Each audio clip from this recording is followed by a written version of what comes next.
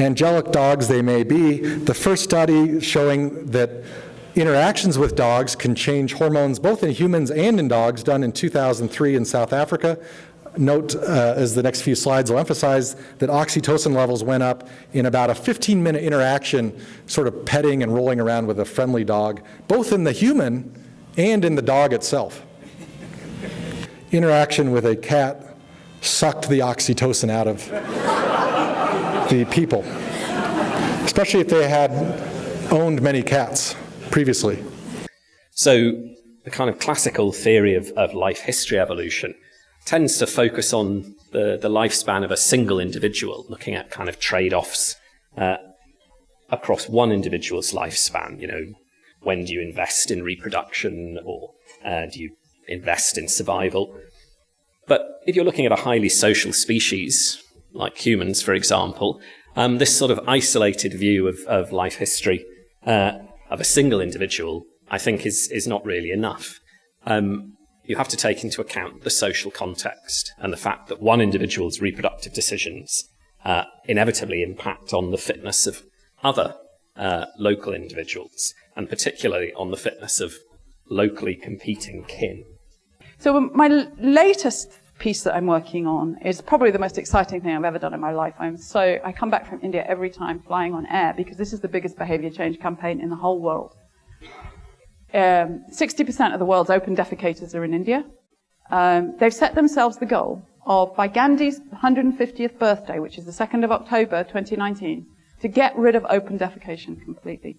It is insane. It's what's called in industry a big, hairy, audacious goal, the BHAG.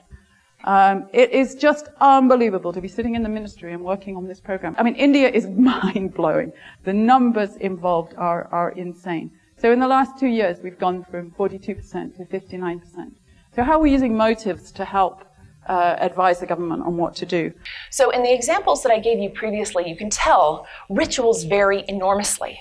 You've got these ritualistic remedies used in Brazil to solve problems of mating. You have these large-scale collective rituals, which I just previously described, that are oriented towards coordinating group behavior.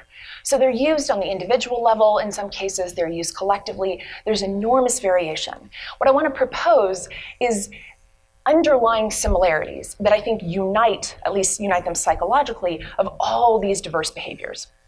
So fun fact about Idaho, in Idaho there's a law that says public displays of affection cannot last longer than 18 minutes, which is a creepily specific number if you ask me.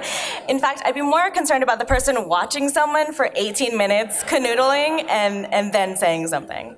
So I think the real problem of interdisciplinary research, which is worth tackling head on, is making a real effort of breaking down barriers of communication. And I have tried to do this in some small way by writing papers aimed at demography and to explain how evolution can be incorporated into the demographer's toolkit.